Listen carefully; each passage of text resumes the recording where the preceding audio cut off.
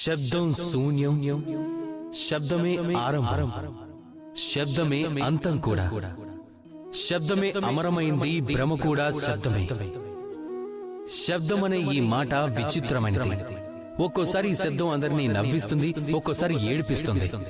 కొందరి మనసును చైతన్యవంతం చేస్తే మరికొందరి మనసునది ముళ్ళై గుచ్చుతుంది. ఒక ప్రధానమైన విషయం ఉంది, దాన్ని అర్థం చేసుకోవటం అత్యవసరం.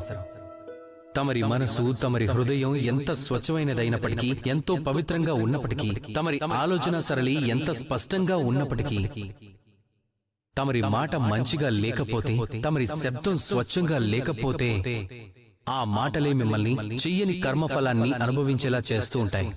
ఒక సులభమైన ఉదాహరణ చెప్తాను. తమకు తెలిసిన వారిలో ఎవరో ఒకరంటే తమరికి నచ్చకపోవచ్చు. వారు ఎవరికో అన్యాయం చేసి ఉండొచ్చు. వారు ఎక్కడో నీచ బుద్ధి చూపించి ఉండొచ్చు. వారిని మనం నిందించటం వల్ల వారిలో మార్పు రాకపోవచ్చు, తమ మనస్థితి మారకపోవచ్చు. కాని మనసులో ప్రతీకార భావన పుట్టొచ్చు, ద్వేషభావము కలగచ్చు. అంతకుమించి ఇంకేం లేదు.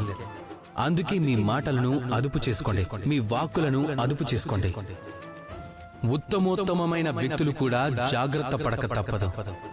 మాటల్ని తెలిసి ప్రయోగించలేనప్పుడు జీవితాంతం మౌనంగా ఉండిపోవలసి వస్తుంది.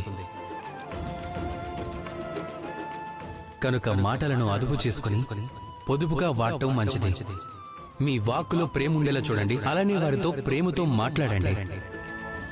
రాధా కృష్ణ.